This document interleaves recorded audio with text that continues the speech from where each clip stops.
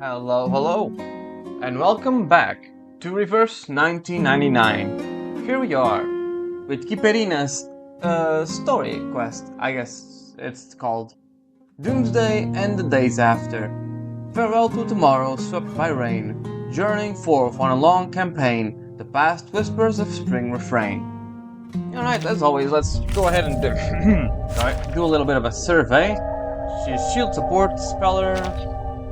And yeah, it seems she's good with the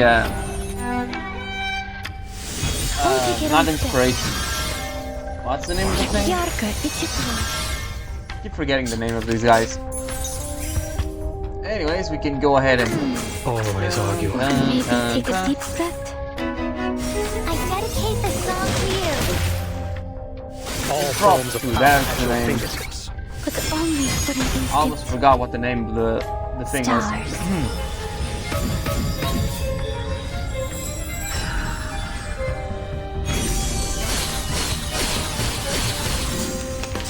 What an awful racket you made.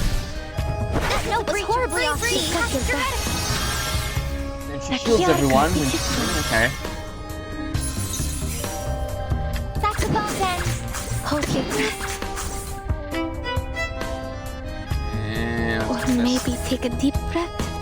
Please enjoy. Goodbye. Don't take your own step.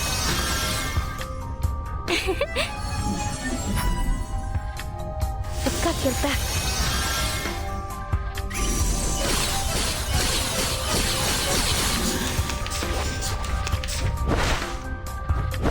and they get a little bit of damage in there. We get our shield backs. I've got your back. A lot of shield back. Oh boy, we have a lot of things, huh? Do you have... No, always arguing. Hold your breath. Listen to the melody of winds and waves. Easy.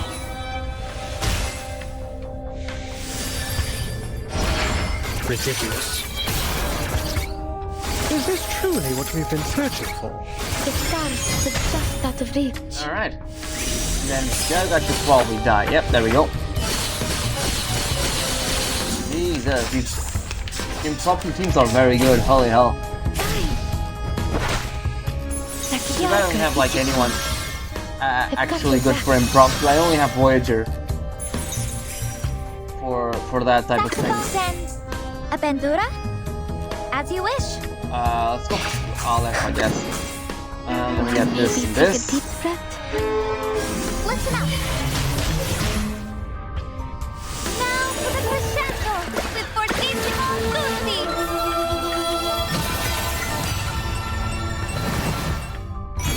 Stars.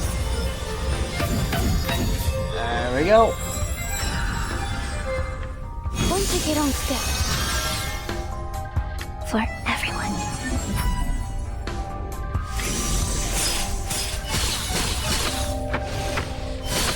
And it's dead. We have another round still, but I've got your back. alright, now we have Kiperina's thing. That one is Aleph, No, always you. arguing. Даже далеко в космосе. Все равно здесь, со мной.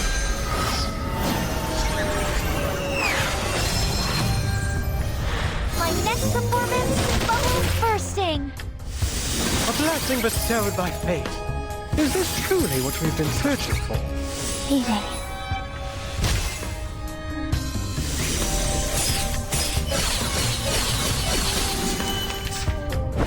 Alright. Gets a little bit of damage out of that. Don't take your own step. I've got your back. Not heals, the shields out of that. Alright. You. A symbol of beauty.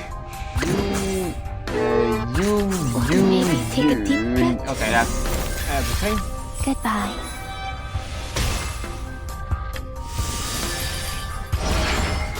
For everyone. Так ярко и тепло. Alright, one's dead.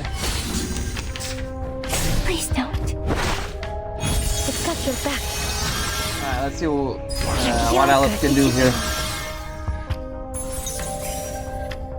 Oh, it's after. Okay. Saxophones and hold your breath. There we go. Futile, all of it. Nothing but a mockery of capricious fate. Oh yeah. Stars.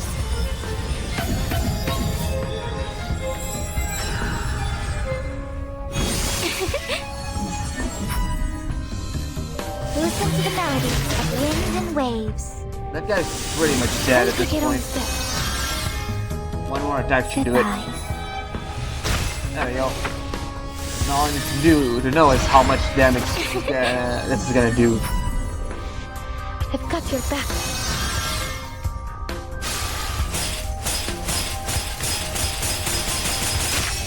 Why the line? Holy hell. Так ярко и тепло. Saxophones and... Or maybe take a deep breath. No. Alright. He'll know what to do. This doesn't kill, obviously. That's Bring after. joy. Let me help, please. A wonderful dream. Alright, they're dead.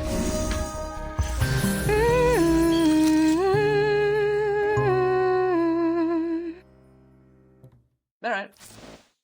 Yeah, that's easy enough. Alright.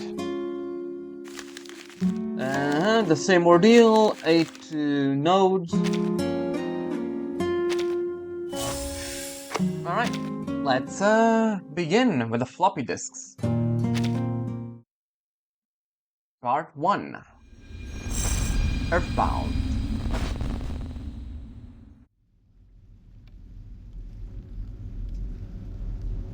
Again and again, she has been haunted by the same dream. In it, her eyes are clouded by mist, and when she tries to speak, her words come out garbled. She is wrapped in a vast void, boundless and bare. Terror seizes her. She opens her mouth and lets out her first cry. Oh, it's baby Kiperina. We're going way back, huh? But her faint cry is swallowed out by the howling of a storm, its cruel wind tearing all things asunder. Somewhere deep within, she senses the vastness of the world she entered, yet not a single corner of it feels meant for her. She begins to slip into unconsciousness, but vaguely, through the cold, she hears the bark of a dog and feels a warm, wet snout against her numb face. Easy now, easy. Settle down, you cheeky girl. What have you found this time? Don't tell me it's another little bear. Oh dear. His smile vanishes into a look of open shock. Urgent footsteps press into the soft snow, reaching her ears, and then...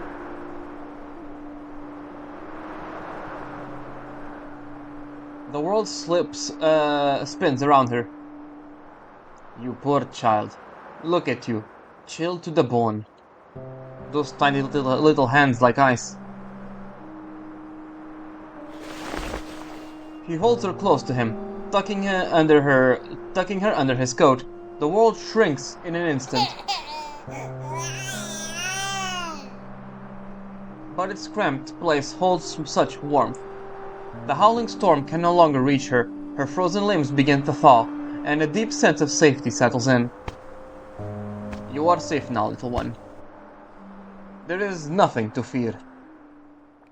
Oh man, what a hell of a way to find your daughter, huh? 1, 2, 3. No more, no less, just 7. Just how it was before I left. New office, Blizzardsk. The girl gives a satisfied nod as she turns her gaze away from the tropical fish in the tank. After days of observation on her return from space, the end of her long quarantine feels like a stepping out from another world. At last, it seems like she has her feet planted on solid ground again. But a drifting voice halts the smiles rising on her lips. In fact, I ordered 10, but with the storm, logistics have been a complete mess. The leader said unless one of us is dying from a severe ornamental fish fillet deficiency, we'll have to wait our turn on the exotic fish list. He bred those new ones himself, and because he thinks our lovely little teleport discs will save him a ton of trouble someday, he loaned them to us for his personal collection. Are you saying that? Just not the same pals as before. We have 7, just not the same pals as before. The Melazim lifts one of her hidden siblings from the coils of her hair. So, listen up, you lot. You sneaky snacking, sneaky snacking this time, or we're paying for it, and we don't have that kind of money. My fee. That is your fault for insisting on recreating the exact same lab at this branch. Let it go already. This is all that mouthy overreaching salamander's fault. We haven't even got this month's allowance yet, and you're already splashing cash around like it grows on trees. We are still working on the data Kiperina brought from space. Maintaining a consistent research environment will help keep our thinking on track, no? Hold on. Did I just hear one of you snakes accuse me of overcharging? My prices are completely fair. Hell, I gave you them for practically a steal. Don't underestimate the prices on getting identical tables and chairs in times like these. It's not exactly easy to get your hand on them. The tiny salamander has stirred from its nap and launches into a spat in the serpentine siblings. But with their loud commotion, seems almost impossibly distant to Kiperina. The storm. Oh, child. And reversion. Oh, no. Just saying the word seems to strike her with an unexpected harshness, as though she hasn't yet been ready for it. She tries to avert her eyes, but she is drawn back to the echo tank again. The fish dart playfully through the water. She used to feel so much joy watching them, but then... they're not the same ones as before. They're gone. Oh boy. A wave of dizziness sweeps over her. She feels like she has returned to the weightless void of space, but now without the company of the stars. In the endless darkness, a colossal presence stirs. Its pull catches her, and she begins to fall. So, what's your plan? Her fading awareness is drawn back to Earth by an envelope waving before her eyes. This is... Knew it. You were off floating in the stratosphere again, weren't you? Voila! It is a letter from the St. Pablo Foundation, addressed to the esteemed astronaut, no less. Seems the Foundation is quite interested in what we've pulled off, so they're teaming up with Laplace to throw a banquet meets scholarly exchange sort of to celebrate. Everyone's on the list. Names you know, and more than a few you don't. What would that look? I just... Did what I could. It really isn't something worth celebrating. Maybe there might be something else I should be doing, like... She pauses for a moment, then lets the words leave her lips. About the storm. Are there any updates on the storm? And could there be something that I can do to help? She longs for good news, though she could not possibly explain what kind of news she is hoping for exactly. But all she is met with is the composed expression on Hisabeth's face. About that. The data we brought back has definitely been helpful. We've already made great progress. But you're with Laplace now. You have to understand that when it comes to a problem like the storm, it won't be solved quickly. The researcher gives her a little astronaut friend a little pat on the shoulder. Be patient. You've done your part. Now it's time for us office-bound eggheads to take over. Bien sûr. We don't usually say things like this, but come on. You just came back from space. You nearly died up there. What you need right now is a bit of rest and relaxation, not work. The little astronaut brow remains furrowed. You know what? Here, take this. Oh, another floppy disk.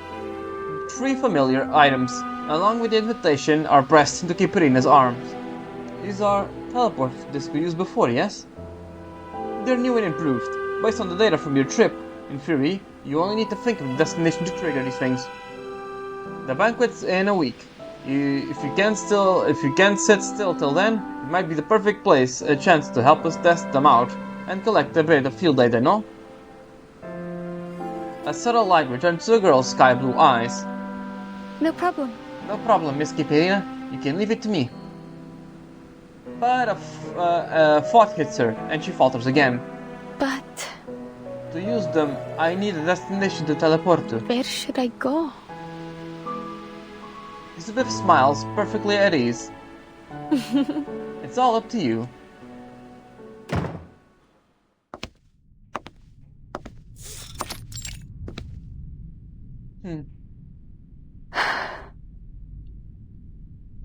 Kiperina closes the office door behind her and lets out a soft sigh. Miss Kiperina. Is something the matter? I'm surprised to see your brave astronaut looking so glum.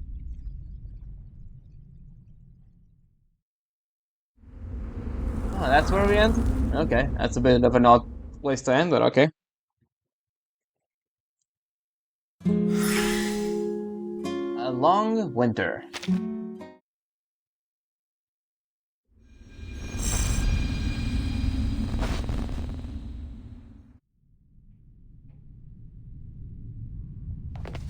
A rather surprising duo approaches from the far end of the hallway. I assumed Elizabeth summoned you to tell you about the banquet, yes? Oh, Voyager, hey.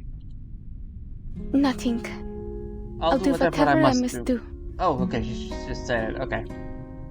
I'll be going to the banquet too, won't you? You'll be going. Yeah. Yeah, we'll all be there. Nameday discreetly eyes the teleport disk clutched into her chest, then, reading the mood, steers the conversation elsewhere. But before the banquet, your little friend and I need to make a trip to one of the Foundation branches. The mention of her friend immediately captures Kiperina's attention. Are you saying that? You and Voyager, may I ask what for? So the thing is, You saw how Voyager experienced all those unusual arcane fluctuations. Given the Foundation's interest in the fact that the Voyager hasn't been formally registered yet, they'd like her to visit ahead of time. That way, we can complete the formalities before the banquet, and if time permits, I believe the scholars at headquarters are hoping to learn a little bit more about her. Journey. The road is so beautiful. Following Voyager's meaningful glances towards Nameday, Kiperina understands that her friend is trying to say. You mean the road has beautiful signs along the way? You're happy to go? I remember. You mentioned that even the nearest Foundation branch is still very far from here, right, Mr. Nameday?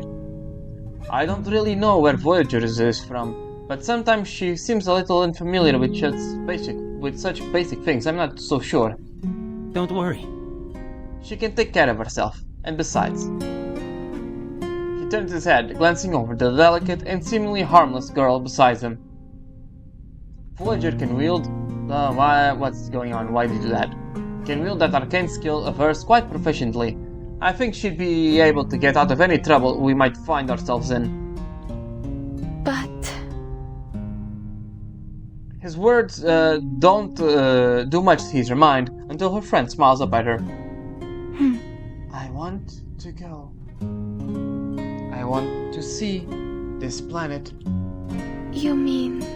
You want to travel the whole world. You've already decided you want to go where you want to go next. The excitement in her friend's eyes lifts Kiperina's spirits, though it comes with a strange, unspoken melancholy. Brushing off the odd sensation welling up inside, she lets herself smile in return. Alright. If you made up your mind, I won't stand in your way. However, be careful on the road ahead. Oh. Don't go around talking to strangers, and certainly don't accept any food from them. She holds out her fingers, counting off every precaution she can think of. Aww, sweet.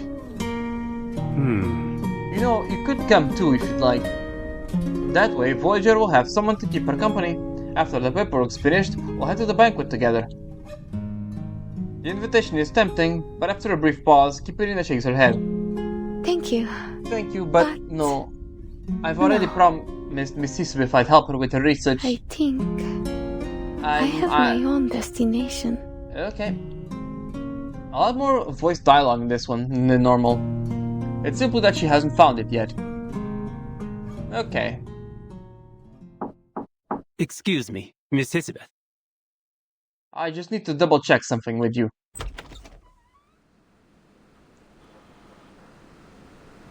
Just a while ago. I happened to pass Kiperina in the hall just now. She seems a little out of sorts. We agreed she'd stay at the branch to rest up properly for a few days. Sorry, what's going on? But she told me she intends to continue assisting you in your research. Sorry, what's going on? Name-day's typical courtesies seem to have fallen by the wayside as he bites straight into the point. Despite that, Elizabeth is cool as ever. You think we didn't want to give her a break? She beat us to it before we even could open our mouths. I just brought up the banquet and she practically had an allergic reaction to the idea like, no, I don't need a party, I just need to work. Fate has a sick laugh at your expense. What do? Act like nothing happened. Brush off the pain, rushing headfirst to the next big noble cause. I just don't get it. Seems like everyone here. Oh my god, what's going on? Seems like everyone here can't help but be a martyr. Yes, myself included. The Melusine shakes her head and tosses the file she was reading onto the desk to get rougher than she should. I made her. Oh my god, what is going on today?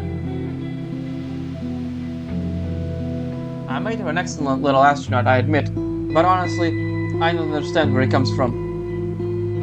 For a brief moment, the young man is at a loss for words. Staying busy sometimes is the best way to help you stop thinking. She might believe she chose her path and braced herself for the consequences, but knowing something is coming isn't much help when you actually experience it. I'm not sure that's a good idea. He sent her out into the world so soon after her first storm. Though he favors a more measured pace, it's clear the person across from him sees things differently. If she takes things slow, I think she'll be more than likely to go mad. She's the kind to charge in before she knows which way is up. It's a good thing. It means she's tough. I bet she's better at this than any of us at finding the right balance. Before she sets sail, she needs to decide on a destination for herself. Huh.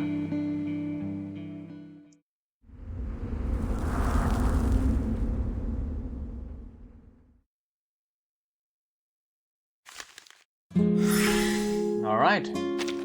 Oh shit. What did I press? Okay, I pressed the correct one.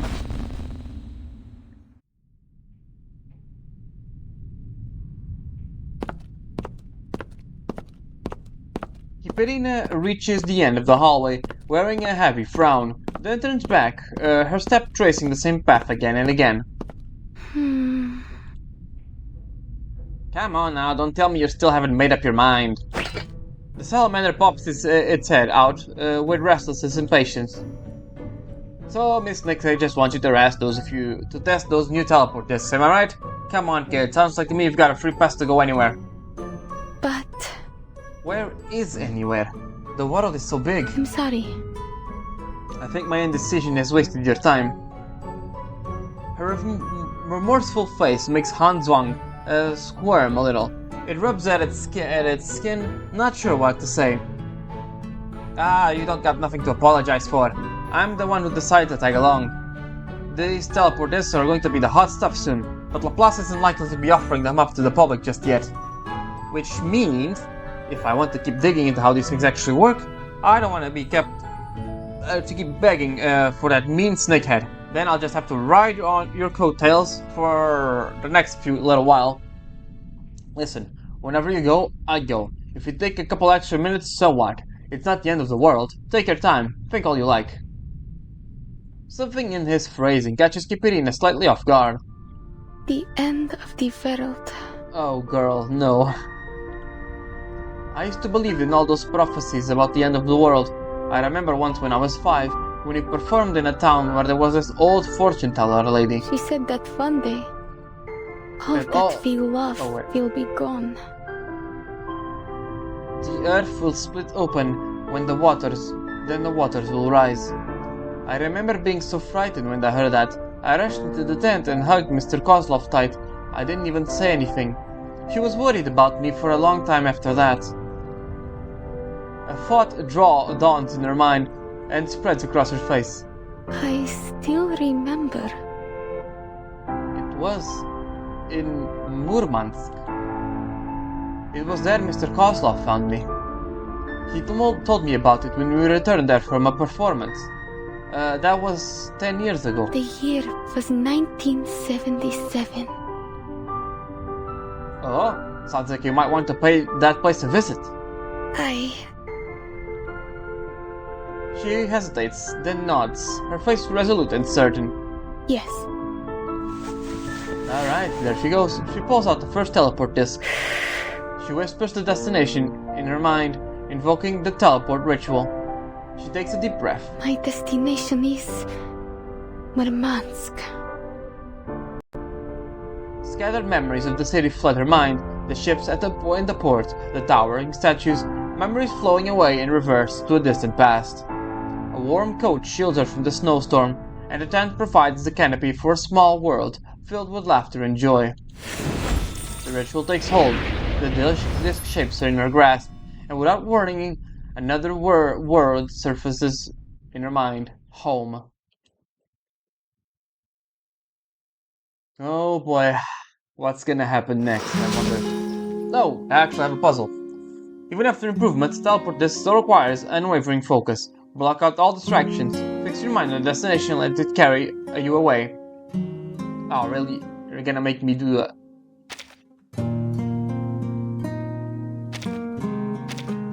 Aw, man.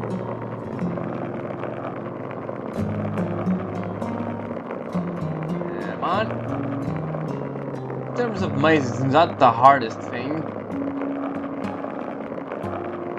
Just do this. I did one of these in real life, like the one with the metal ball. You have to put the right destination. They're kind of fun. They're a bit frustrating, but they are fun in a way. Oh, Jesus Christ, there's a lot more. Perplexity weakens one's resolve. Giving it to the one will cloud, keeping his mind and disrupt the teleportation. Avoid these obstacles at all cost. A single spark of light can calm a troubled soul. Let the aurora within Kiperina dispel the haze of perplexity. Okay, where are we? So we have to go... like this. Okay, so in that case, let me just solve this. And we need to dissolve this one, obviously, and this one. And might as well dissolve this. Alright, we can just go now.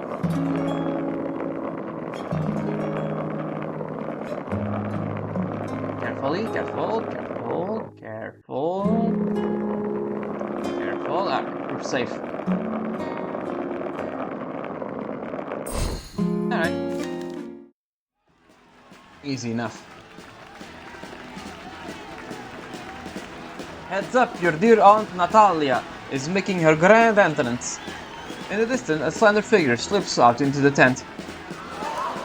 Oh my gosh, it's like she can really fly. The crowd holds their breath. Even the gasps grow hushed and hesitant. She walks a wire barely a finger thick. A single slip would send her plummeting from dozens of meters above. Yet she moves as if walking on solid ground. From afar, it looks like as though she is walking on thin air. Finally, she reaches the far end and greets the audience with a poised salute. After a moment of stunned quietude, thunderous applause burst forth.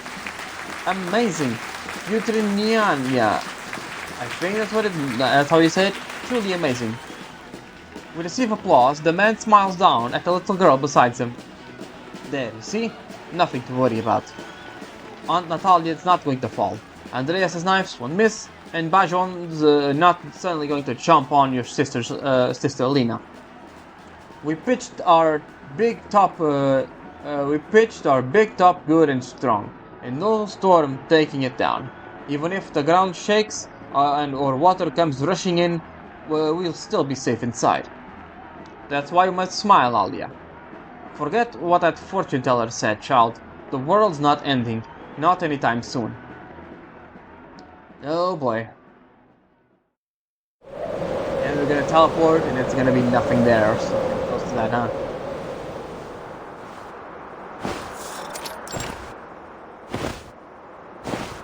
The cold wind howls and the deep snow makes every step a struggle, but none of it slows her down.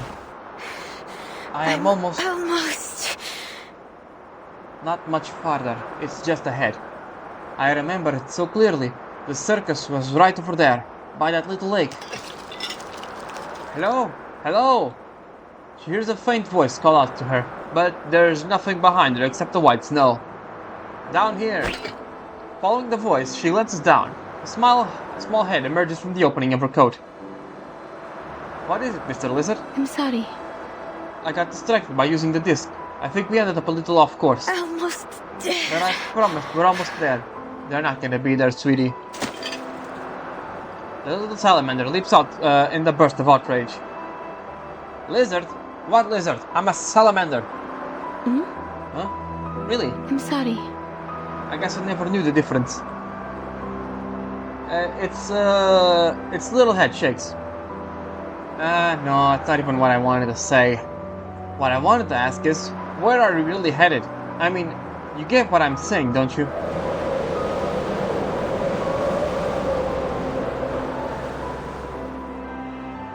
Shards of frozen snow whip against her skin. As the wind roars quiet, Han Jiang voices Han Jiang's voice to a whisper. Huh? Mr. Salamander, what did you just say? I can't hear you. What I'm saying is, everything's... The storm rages, the wiping snow covering the words of the tiny salamander. Please, get back to my coat for now. It's too windy out there.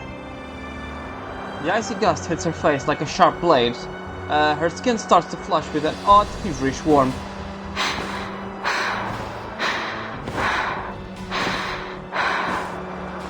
This was careless.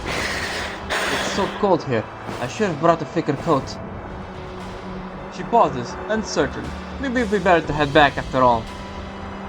But her goal so close. Kiperina pushes her stiffened legs forward. Oh no, she's blacking out. All sense of caution being taken with the wind. It seems almost second nature to her. And she blacked out. I'm almost there.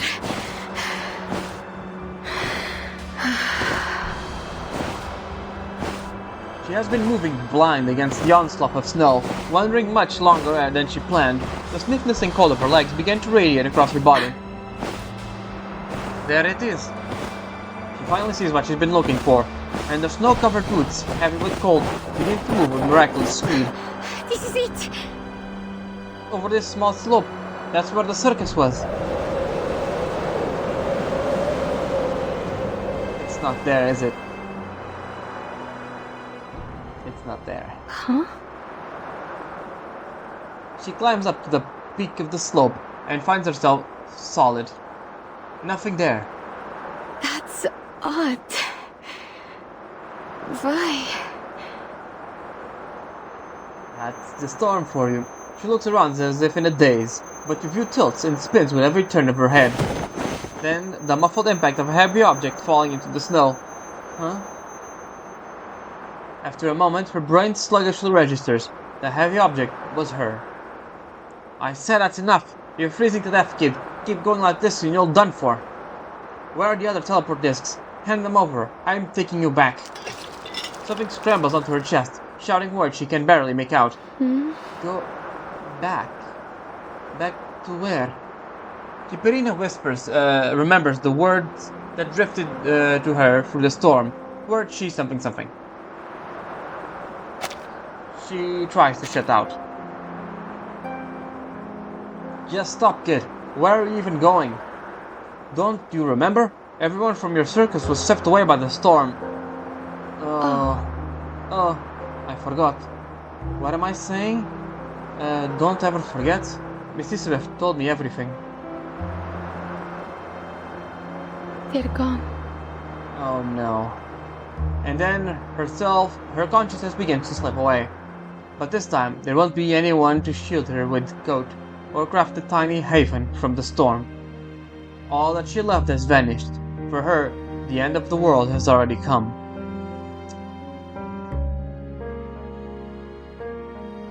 Boy. By a slight and touch Faye, she catches a faint sound. It sounds like footsteps. But how could that be?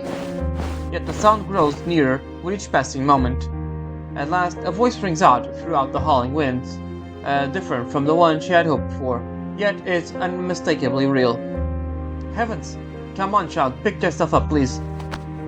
As her last shred of consciousness fades, two arms, warm and strong, just like she remembered, warp around her. Man. It wouldn't be a reverse story without sadness, wouldn't it?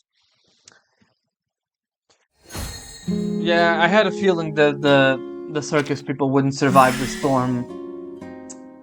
Shit. Man.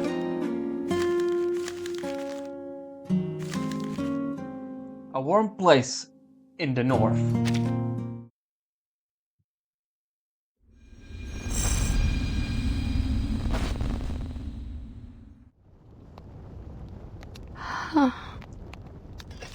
The soothing sound of a faint metallic clink reaches her dreams, and Kiperina stirs up from her slumber. It's a green lake house. Cabin in the snow, okay. The room is slightly old-fashioned, but warm. The wind still howls, shaking the windows from the outside, but within this little sheltered world, it soon fades away. Kiperina props herself up in bed, the thick blanket sliding down her chest. No wonder I feel so warm. Her companion, along with its weighty dwelling, leaps onto her belly. You're finally awake. You scared the life out of me. If I let anything happen to you, anyone back home would have turned me into a salamander jerky. Hey now, don't try getting up yet. She said you need to warm up your hands and get and feet a little longer. Gee. Han Zhang, I think that's how you say it, damn it, gestures outwards as a woman in her 30s steps out from what looks like the kitchen. Oh, you have actual model. Yep, that's right, dear. Just rest for a while. The frostbite's already been taken care of, but the ointment will work better if you keep it, if we keep you and you warm. If you keep it and you warm. Come now, let's tuck you in. Oh. Okay. Her tongue is warm and easy. Kiperina pauses for a moment, then lies back down without protest. Were you the one who saved me? I don't know how to thank you enough. If it weren't for you, A tray laden with steaming soup, bread and roasted sausages is placed at Kiperina's bedside. Anyone would have done the same. Falling down in the snow like that, the cold would have killed you. You go ahead and eat something now. Thank you. Larissa sure knows her way around the kitchen. Not to worry, I already tasted the food for you. Kiperina sits up, placing the tray on her lap. She thinks she isn't hungry at first, until the aroma of the food hits her nose. I suppose I could eat. The sausages and bread soon fill her empty stomach, mixing with the hot soup that brings a comforting warmth that spreads out as if seeping through her bones. The gloom in her heart fades as she feels a sudden a surge of renewed energy. How are you feeling? A little better? Yes. I'm doing much better. Aww. The woman furrows her brow. My dear, your face is still telling me otherwise.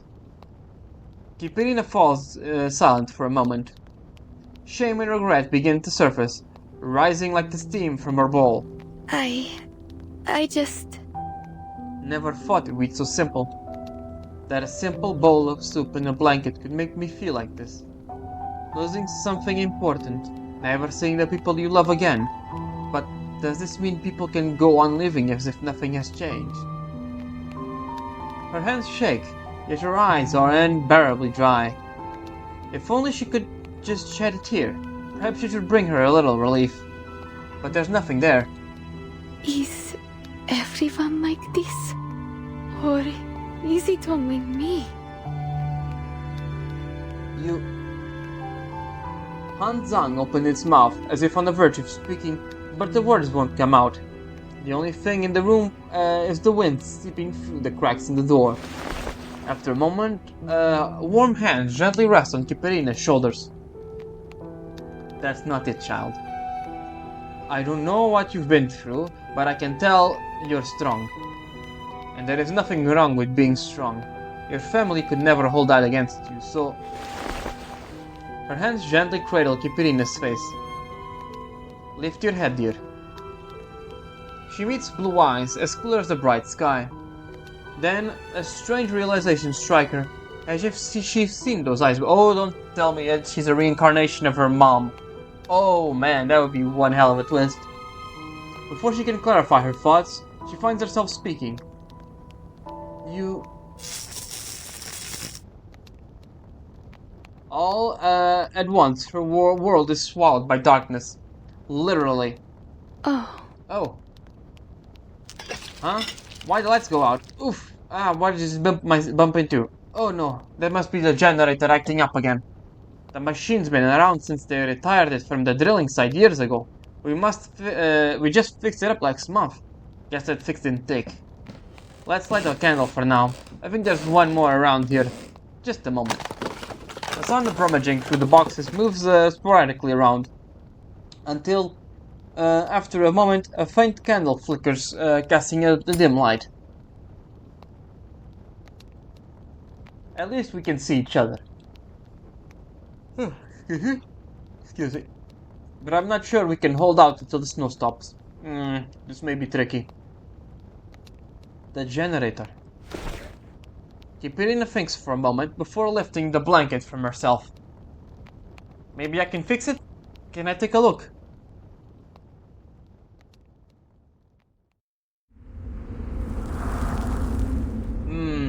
I have a theory that that woman is either a reincarnation of Kiperina's like adopted mother, or a reincarnation of Kiperina's real mom, since she's mentioning the blue eyes and she also has blue eyes. Alright, I'm gonna make a little pause here, since we're already halfway, and I'm gonna go ahead and continue just in a little bit. See you just in a little while. Alright, I'm back. So, let's go ahead and carry on with part 5, Days of Yore.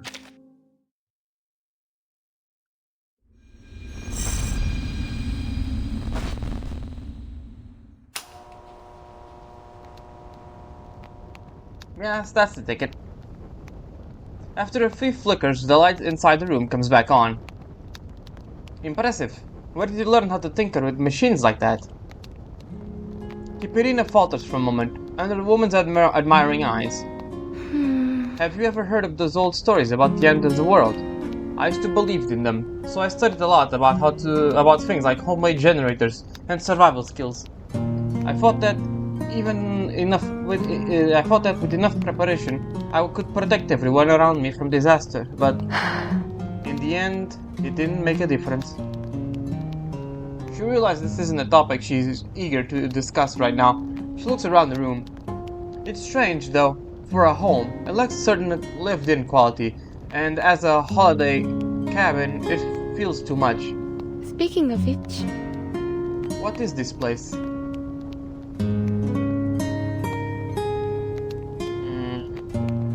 This cabin belonged to a bear hunter.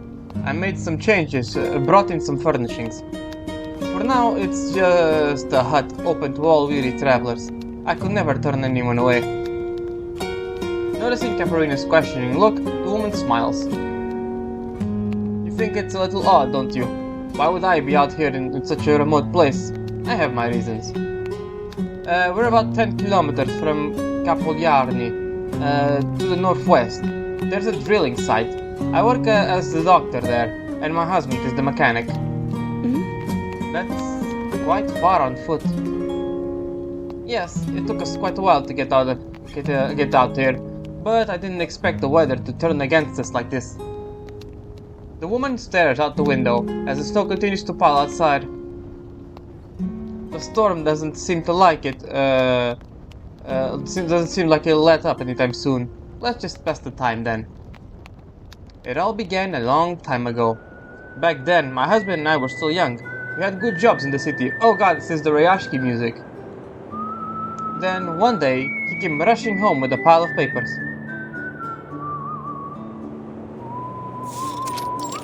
Hey, Moscow, okay. Look at this.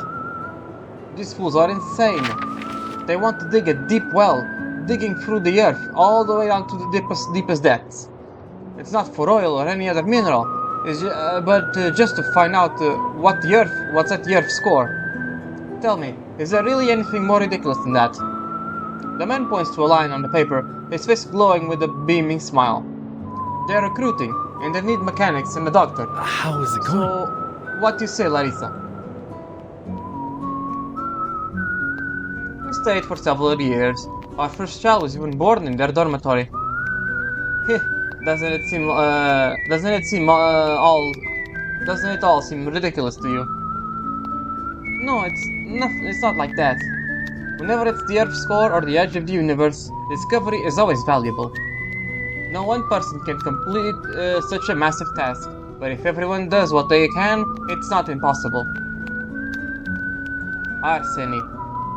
Oh boy, my husband. He often said the same thing. From the woman's fading smile, Kiperina senses something is amiss. Are you saying that? The project was not going well.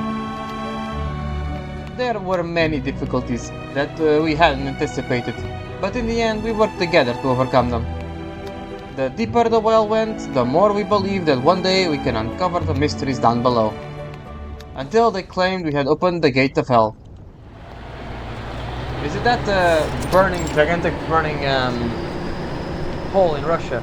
I think that's it. This is actually a real thing. I think the drill to the center of the earth or something. I think this is a real event. I heard it. There is no question. The sound can only come from hell itself. You think that's bad? I've seen it with my own eyes. It was smoking outside a few nights ago when I saw it.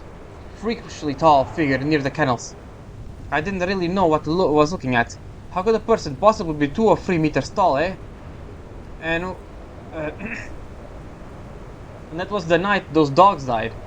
The thing was only about 10 meters away from me at the time. We forgot to stop this thing. Who knows what we could let out.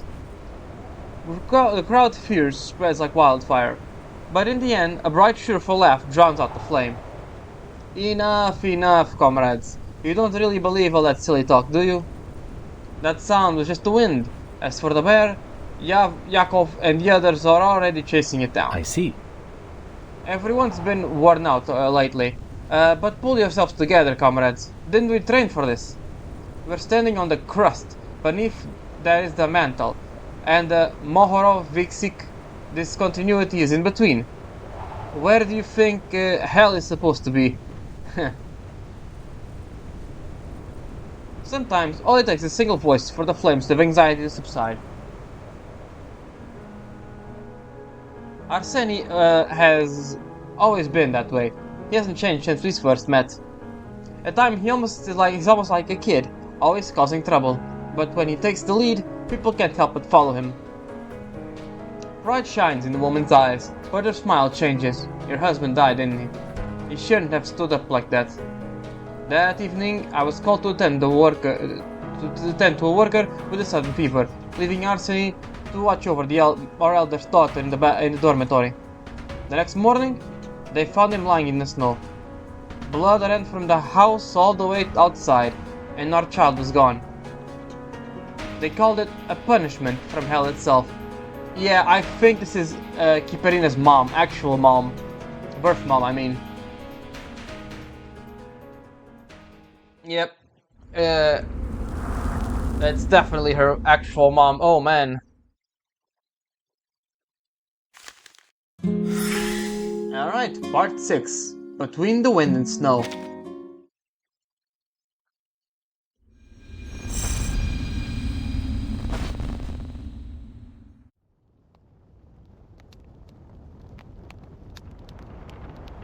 Kiperina is left speechless for a moment. She never imagined the story would take a turn like this. I'm so sorry. That's such a horrible thing to have happened to you.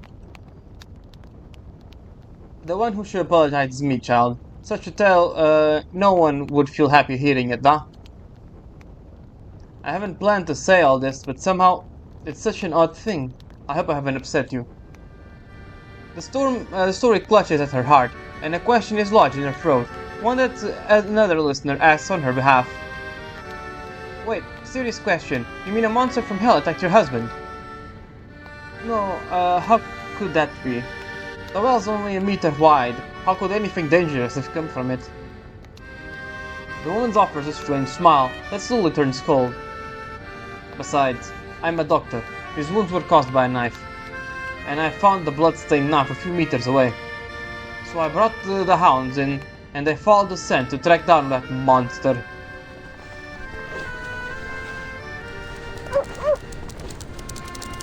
The hounds bark wildly as a fearful face peeks out from the shadows of the building. A face she recognizes. Mr. Vasily. What are you doing here? Is that blood on your clothes? He's the one! Grab him! Vasily. What a pitiable man. I've known him for a long time. He came to my mother's clinic late one night, carrying a strange old man in his arms. Back then he was the most kind-hearted young man in town, and everyone loved him. I used to help at her clinic.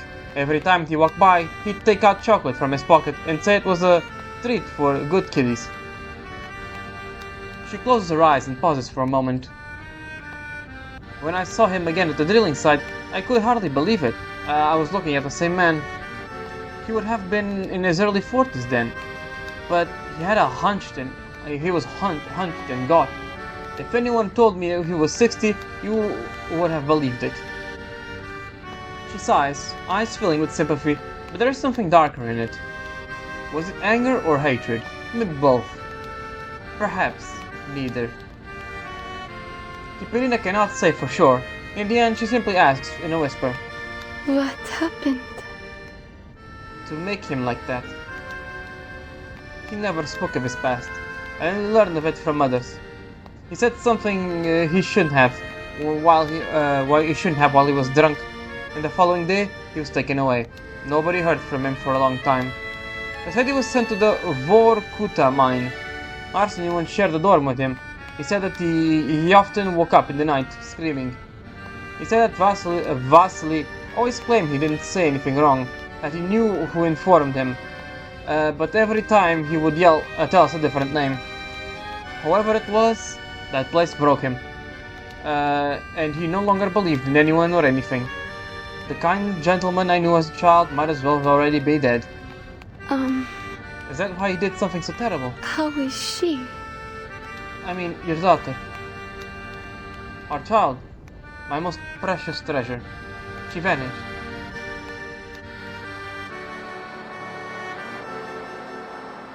Curious. Very curious. She should be here. The butt of a rifle hits his back, and the man tumbles into the snow. I'm guessing, yeah, he left Kiperina here. Her adopted father found her, and took her. And while they came here to search for her, she was gone. Oh man, that is just sad all around. Talk, now! This old man's been out of his mind all day. He probably doesn't even remember who the whole thing is a mess. The snow keeps coming down. A child that small in this weather. The man on the ground leaps as if scorched by the soap. I don't remember. Please, just listen to me. We can't keep drilling. The sounds from below, I know those sounds. Something horrible is going to happen. Something very bad. They're going to take us all there. To hell. I won't go back there. He screams, his voice eventually faltering and fading. I just wanted to frighten you. I was planning to hide the girl, to make it seem like a warning from the demon, so that you and Arseny would stop. Without you, everyone else would agree to end this. I didn't think I would wake him. I brought the knife for a little courage. I never imagined I fought. Larissa, please forgive me. Oh boy. Then the police took him away. I never saw him again. And they never found our girl. I don't know if I truly hate him. He was a pitiable old man, driven insane by his hardships, but I know that I can't forgive him for what he's done. I just hope to never see his face again. Kiperina has no response to the woman's story, only an ache of sympathy. Reality cannot be changed, and any consolation she offers would be a futile gesture. She understands that more than anyone else.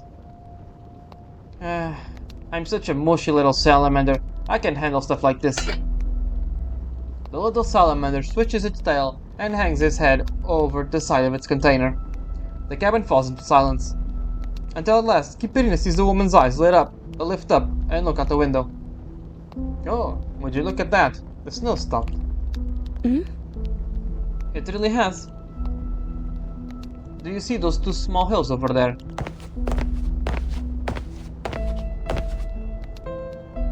Kiperina moves closer to the window.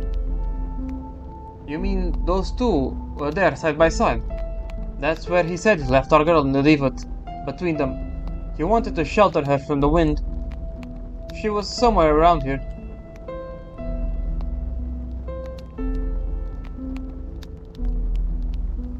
Kiperina finally understands.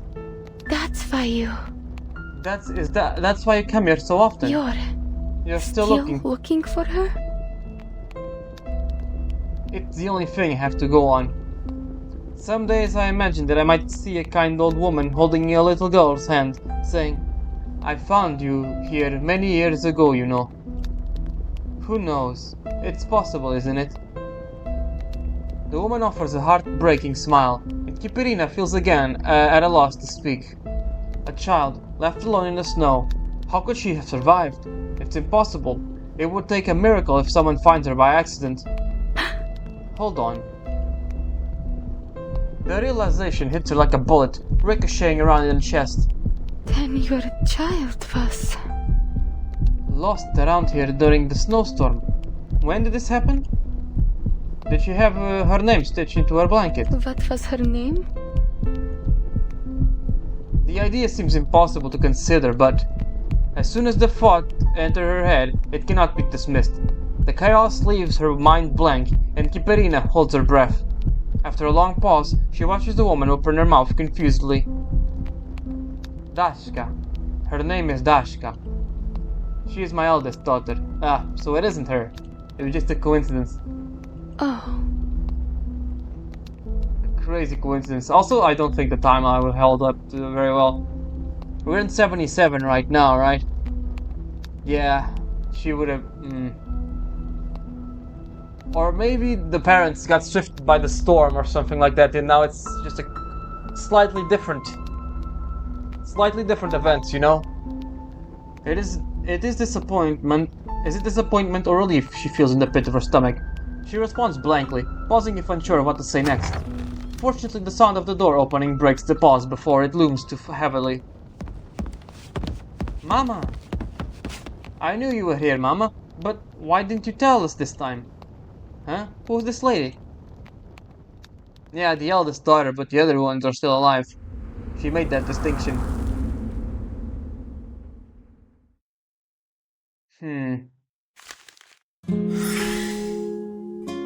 Part 7. Message from afar.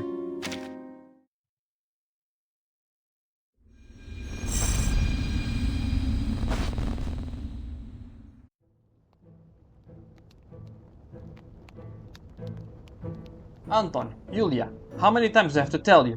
Why won't you ever listen to me? It's such a long journey here. What if something had happened to you during the storm? In response to the woman's scolding, the boy points towards the door. We didn't come here on our own. Alicia came with us. What am I going to do with all of you? Caught between laughter and tears, the woman rubs her forehead in expiration, while two sets of curious wide eyes direct her attention to Kiperina. Mama, is she Dashka? Is it our sister? Are you Dashka? The woman knocks gently on their little heads. You're avoiding my question. And why don't you think everyone we meet just must be Dashka? Dashka still has a few years more before she would grow as tall as this sister. Observing this interaction between mother and children, Kiperina smiles. But as soon as the question arrives in her thought, And these kids, are they... they're... Oh, she answers. This is my son, Anton. Oh, wait, I don't know, I don't remember the name of the father. Of Kiperina's dad. Oh, that would be interesting. And besides him is my sister, Yulia. Don't let their innocent looks fool you. They're both little rascals. They inherited Arsene's spirit, no doubt. Hello, miss. Hi. I see. How nice to meet you both, but... Kiperina thinks carefully about how to phrase her next words without causing offense, but the little salamander in her pocket pays no mind to matters of social etiquette. Hold on. I thought you said your husband croaked. But you've got two little ones here after all. I mean, how did that happen? Miss Hanzang, that is such a rude question. She looks at the woman anxiously, seeing her eyes widen in surprise before she bursts into laughter. Oh my goodness, it's my fault. You misunderstood. My husband was badly hurt in the attacks. He still finds it hard to leave the house, but my Arsene is alive and well. Ah, that's good. I don't remember much of that night. Just as I was rushing through the dorm looking for them, until I spotted Arsene lying in the snow. They said I was the one who stopped his bleeding, and I shouted so loudly, louder than they've ever heard, for everyone to get him to the hospital. Looking back, I must say I'm quite impressed with myself. Oh, so that's the deal. Yeah, I got to admit, I completely misunderstood. Hanzang shakes his head, and as if relieved. After processing the details, Kiperina allows herself to smile again. That's wonderful. So Arsene is alive. That's such good news. Still alive, still able to see and speak with each other. There is nothing better. She shifts her gaze into the two little ones watching Hanzang with intense curiosity. Anton, Yulia. Such good names. I see I was just worrying for nothing. I thought... She still believes that the woman before her is trapped in the memories of the blizzard long ago. Perhaps she doesn't have the right to say it, but deep down she understands. Life must go on. We must all keep moving forward. I've been searching for her ever since, and I still cry for her often. But have a good life with Arsene and our children. We have to let ourselves find happiness again. She looks over to the two young children, her expression deep in both longing and joy. Even after Anton was born, I found myself worrying that maybe Dashka would hold it against me. No, No, it's not like that. you're such a good person, and I'm sure your daughter Dashka, Daksha, oh my god, I read that so wrong. Daksha. Jesus, it took like how many times? Like 5 times to read that word correctly? Daksha. Must have also been a wonderful child. None of this is your fault. Daksha would not want you to be unhappy. At least if it's for me. Okay. I'd hope that those I care about, and those who care about me, would find happiness again. In that moment, Kiperina feels something stir in her heart. Yes, this may be wishful thinking, but I think those who are bound by love share their hearts forever, and those who love us hope for our happiness as well. I will have this place for her in my heart, but there is room enough for others, for Arsene, for Anton, for Yulia. A heart can never be too full. It expands to fit new love. And I know she would love them just as I do. Yep, we all would. Of course. The two children bounce over to her, and the woman pulls them into her arms, their expressions matching in warmth and tenderness. I struggled it for a long time, but in the end, my children helped me understand. It is the love we receive that gives us strength to overcome our suffering. That's how we are able to move forward from tragedy, to find our future without losing the past. She meets Kiperina's eyes, glistening teardrops illuminated by the sunlight pouring in from the window.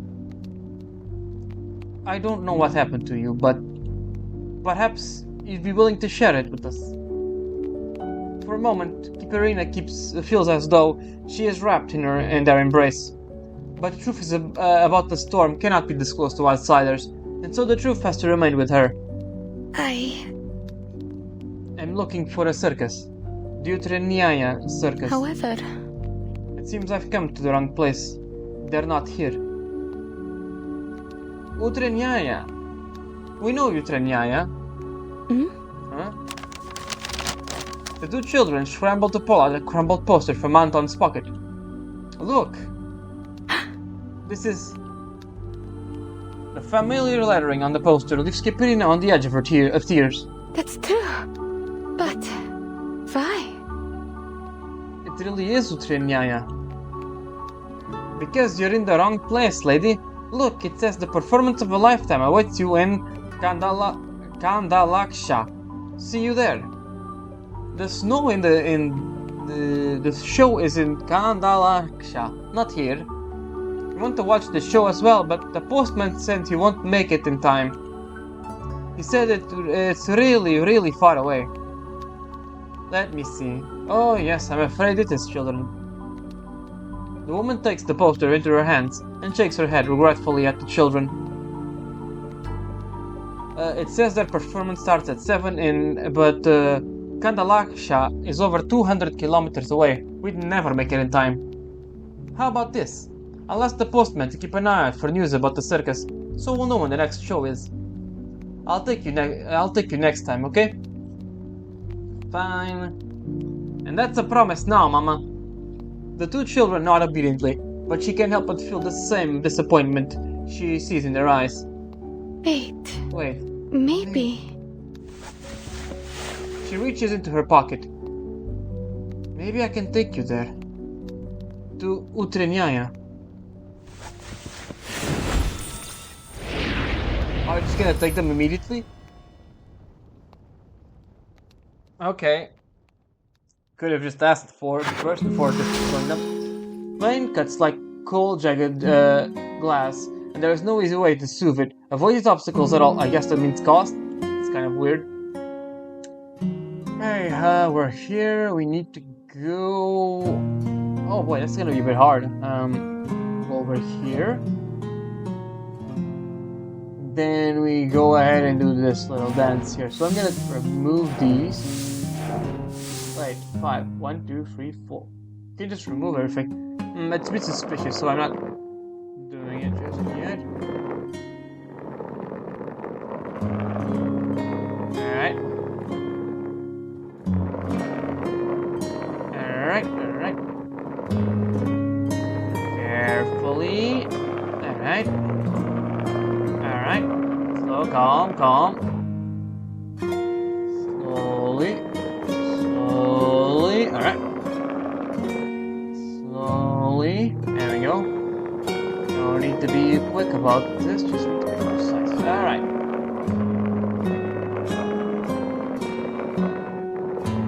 Alright. Slowly. Damn it.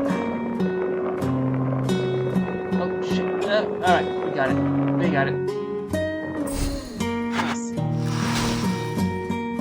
Cowardice gives rise to doubt and hesitation, obstructing Kiperina's path forward. Remember, courage, the courage it took to reach the stars. Harness it, and cowardice will no longer stand in your way.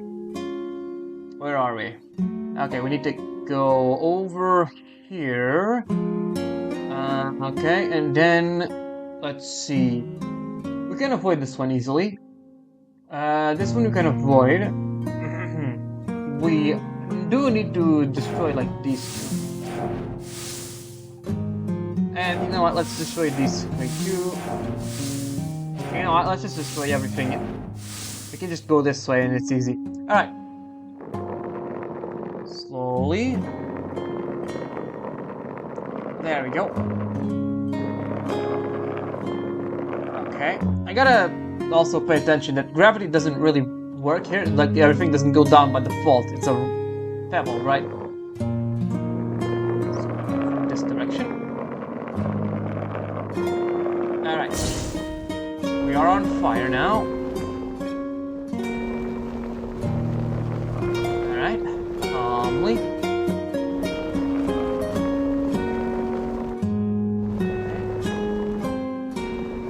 Slowly. Alright, we got it.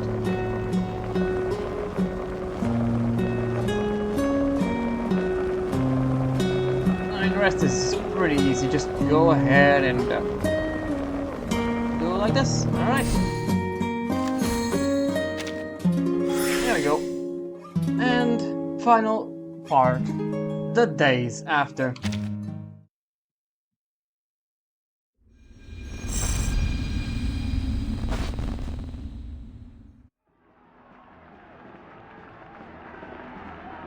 Welcome, welcome, distinguished guests. I guarantee today's performance will exceed your wildest expectations. Moving with the crowd, Kiperina walks into the tent. Even now, she cannot quite determine if the thumping in her chest is from fear or excitement. However, all her doubt vanishes as the performance starts.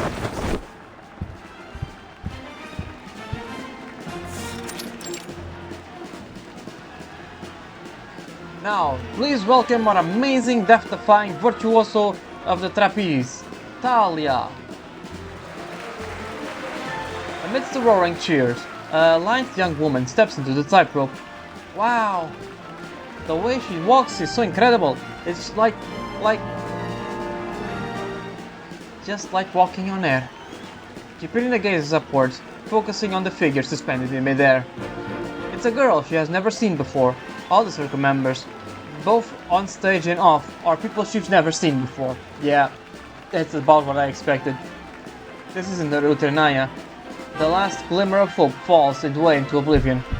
But strangely, somehow, her heart continues to beat steadily and strongly. She's amazing. I think she might even be better than I was. The performance is breathtaking, lighting up the faces of the crowd. Even with everything so unfamiliar, this is the Utrenaya she has longed for, the one she feared losing but ultimately had to part with. Her home. I had almost forgotten what it was like. This is what it feels to watch someone walk a tightrope.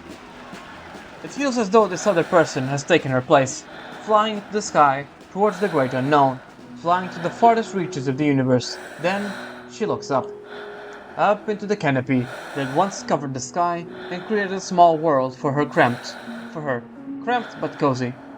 But now it no longer covers her. It was torn away by the storm. The canopy is not the same. It was different from the one she once knew. So that's what it's like. I understand now. It's only when gazing into the universe that one can truly comprehend their own insignificance. And it's only by looking back at the past and then into the future, immersed in the invisible river of time, that one can truly know. I see. This moment, right now, there will never be another moment like it. The resolve that once stirred in her heart now finds firm ground as she stands more certain than ever. The past has given her the courage to move forward, and the future still holds hope, worth searching for. There is no reason to stop moving forward. Thank you everyone for gracing us with your patronage and your applause. What a wonderful audience. Today's show has come at last to its conclusion. I know it might sound surprising, but this is actually my first time at the circus. It was even more exciting than I imagined. Thank you for bringing us here. But how are they gonna go back? They're like 200 kilometers away, there's only one floppy disk left. The woman sitting beside her turns to face her, but her words trail off midway. A moment later, she gives her a knowing look.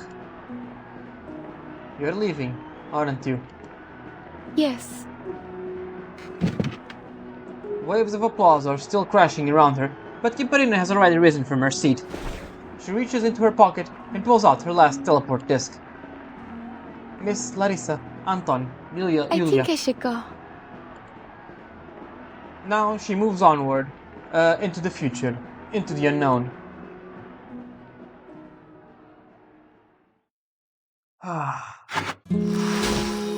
Sometimes the more profound and unavoidable pain will arise. Learn to live alongside it, for your path forward may lie within. Okay, let's take a look what we have here. Okay, we can choose... No, we can't... No, yeah, we can choose one of two paths. We can go over here, or we can go over here. Let's try this path first.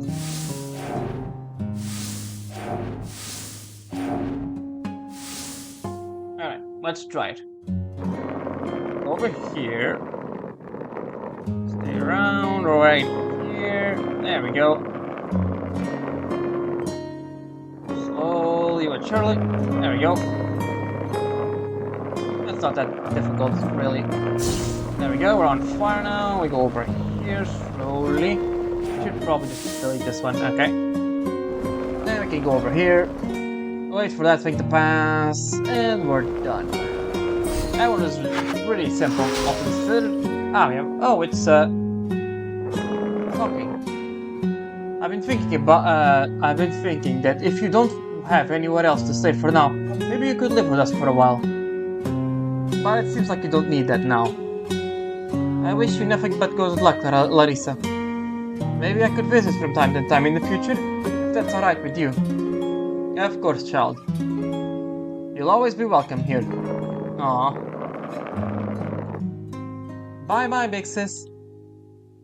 Are there any other fairies in your family? What makes you think I'm a fairy? Because you have the kind of magic that whisks us away in a flash. No, I can't use magic, Julia. I'm just an ordinary person. There are no fairies where I come from. But there are a lot of nice people. You have to go to school when you get back. Yes, I still have a lot to learn.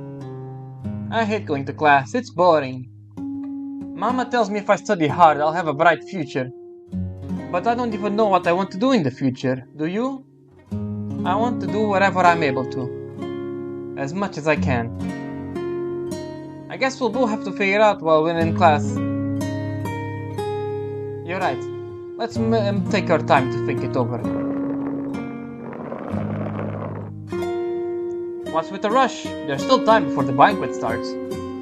I think it's time to get moving. After handing in this teleport disk report, I'll have time to finish reading the Laplace training manual. If Miss Winsong has the time, I'd also like to continue learning about ley lines. Or I could look over my notes and get back to my physical training. There's still much more for me to do. Looks like those guys don't need to worry about you anymore. Huh? What do you mean? Forget I said anything. Let's move. I was just thinking about heading out too. Sure. Let's go. That was very cute. Hey, we're in the sea breeze again. The free breeze. The grand hall is filled with bursting with guests. Some dressed in formal attire, while others are still in uniform, or researchers' coats that seem a little out of place. Among the crowd, Pointer is one of them. Miss Pointer, I must say that I'm quite fascinated by your team's research. While we have the chance to meet the other team members, maybe Miss Elizabeth or your young astronaut. Of course, I'd be more than happy to introduce them to you. However, first I was asked by Mr. Ludwig to inquire whenever your branch would be willing to work with our team in Plizitsk, or in the distribution and utilization of uranium. Perhaps you can find the time to discuss these details first. Despite her robotic nature, Pointer always seems more adept at social responsibilities. Not far off, Elizabeth is savoring the last bite of her dessert. Mmm. Delicieux! Soufflé should be eaten immediately after it's baked. The Foundation chefs certainly know what they're doing. I'm more interested in the lamp shops over there. Come on, bring us another plate. Not the best choice. I don't want to stuff myself on that. I'd rather try the steak tartare next. Another pointless sibling dispute seems poised to launch before they're interrupted by arrival of a friend. Miss Elizabeth. Registration's all done? Did everything go smoothly? Voyager smiles and nods in reply. It does seem that. We're just waiting on one last person. Has Miss Kiperina not arrived yet? That's unusual. Well, I get the feeling she finds these sort of gatherings a bit dull, no? I've no objection if she wants to enjoy life and not be tied down by an endless conversation. Not like anyone's taking attendance today. Her tone remains light, but the young man frowns nonetheless. maybe we shouldn't have let her. Before he could finish speaking, he sees Voyager's eyes brighten. Recalling his assigned task, the young man promptly follows. Alia! Voyager! Here you are. There are so many people I was afraid I'd never find you. And Mr. Miss- Nameday! Hello, sorry for being late. No need to apologize. I just can't remember you ever being late for anything before. Was there something keeping you? When Larissa heard I was going to a banquet, she insisted on helping me with my outfit. I tried a few things, but none felt quite right. I finally settled on my regular outfit. That's why I'm a little late. But Larissa still had to help me with my braid. How does it look? It's beautiful, Alia. It sounds like you've made some fine friends recently. Kiperina's warm grin dispels the last of Mr. Nameday's worries, and Voyager begins to hum a cheerful melody. A bouquet of white flowers is presented to Kiperina, with a subtle fragrance that caresses the tip of her nose. This is... For me? A peculiar unspoken understanding allows Kiperina to quickly grasp at what her friend is trying to say. Thank you. Voyager. So these are the flowers you found along your journey. They're so pretty. I'm happy to hear you also had fun in your travels. After tucking away the exotic flowers, Kiperina looks around the hall.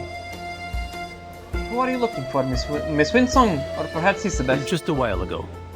I ran into Miss Winsong. She told me she'd like to introduce you to August, Nina, Piotr, and some of her other students. Yet as I scanned the room, there is no sign of Winsong. I do recall Madame Lucy asking around for her, so you'll probably have to wait for a while. As for Mrs. Swift, she's right over there. She follows his hand to a familiar figure perusing the snacks nearby. She obviously notices her, yet after a quick glance, she heads towards the exit. It's a clear signal to follow her. Kiperina matches her speed and exits the room. They proceed down the corridor, moving ahead until they are alone, and the noise of the crowd barely audible. The air here is so much fresher, though it's a little cool. It's still winter, but after the storm, it feels warmer than before. Might be just my senses playing tricks on me, though. I suppose I have to check the data when we get back. Maybe. I should have dressed more formally. I didn't think the banquet would be this big. No worries. Kid, this banquet isn't just for us anyway. In fact... After the last storm, the Plus was in utter disarray, but it was Madame Lucy who finally helped put things back together in order. Things weren't much better here at the Foundation. With the storm back for another round, everyone is in need of some good news. Then when they'd finally be able to stop working, and if ever possible, relax. Because if we can finally do that, we can smile again. Then no matter how much damage the storm does, we'll one day make a molehill out of this mountain. Are you saying that? That we're the good news, and this party is for everyone else. We're just an excuse for everyone else to have fun. There's no gratitude in this world at all, Nsepa. That's wonderful. Who would have thought our hard work would pay off so well? Looks like it's good news for me as well. You've changed since we last saw you, no? His Swift looks at the girl inquisitively. It's a look of a scientist pleased at her dissection. In fact... I've got another tidbit of news. It's still in the wraps, but I imagine the Foundation will release it soon enough. Either way, it's something I have no doubt you'll be interested in. Is it Vertin or something like that? She leans over to Kiperina, her voice dropping to a whisper. They found someone who can brave the storm. Ah, it is Vertin. Kiperina's mind goes blank for a moment, as she takes a moment to consider the significance of the statement. Are you saying that? Apparently, she is a student at the SPDM. She is to be named the Timekeeper, and will take on the responsibility of solving the mystery of the storm. So yeah, this is basically just before chapter 3. Now the Foundation may refuse to lend us this individual, but I'm certain we can obtain further data from this timekeeper. So we now have a secret weapon. We've made another stride in unraveling the damned storm puzzle. Elizabeth's slit pupils twitch with excitement, and Kiperina feels a wave of emotions rise within her. This is really good news. She has already come to the terms with the fact that her efforts, past and future, might not bear immediate fruit. But then maybe oh my god, let's rephrase that, let's reread that. But then maybe she had been too pessimistic. It appears a spark of hope has not been ignited. What's that you got there? The flowery bouquet she received from Voyager earlier pokes out into view. Voyager gave me this flower that she picked in her journey here. I feel like I've seen them before, but I don't really know what they're called. What's wrong? Elizabeth looks perplexed. These are lilacs. You're sure she picked them? Because wild lilacs only bloom in spring. Quel bizarre. Oh, she laughed suddenly. I must be losing my mind. Too busy to even remember the time of year. Kiperina laughs along. Yes, Miss Elizabeth. Look. Spring is here already. Okay, that was cute. Yeah, I quite enjoyed this this character story. Kiperina is always such a sweet girl. At least she found some comfort in the end, and doesn't have to be haunted by ghosts. Jeez. Yeah, the story was also kind of sad, but with a tinge of hopefulness. It was now I'm not gonna say a change of place, but this kind of remind me of Avila's character story, where it's sad but with a tinge of hope in the end. It was nice. I quite like it a lot. My favorite one is still the Recoletas one. That one actually made me cry. That was my favorite one so far. But this one's very good. I liked it a lot. Right. I only hope that we get a Voyager anecdote or something like that in the future. Hey, speaking of her, and that's pretty much it. I don't really think there's not as much else to do. There's gonna be Floor to the Golden City in a few hours, but I already did that one on my own time. And speaking of my own time, I do not think I can record the Assassin's Creed collaboration in the future, because I'm gonna go on vacation on the 1st of August, and I don't really have the conditions for like 2 weeks, and I really don't think I have. The first week I'm gonna be spending time with my parents, and I don't really have much privacy to record there. And on the second week I'm going basically to the middle of nowhere. There's basically no internet there. I can try to record some things, but I don't think I can even connect to this game. Alright, but that's gonna be it. I might just write a public announcement or something. It's not like many people watch this channel anyways, but anyways. That's gonna be it for now. And yeah, I hope whoever's watching enjoyed, and I'll see you next time, when I can, for Reverse 1999. Ciao.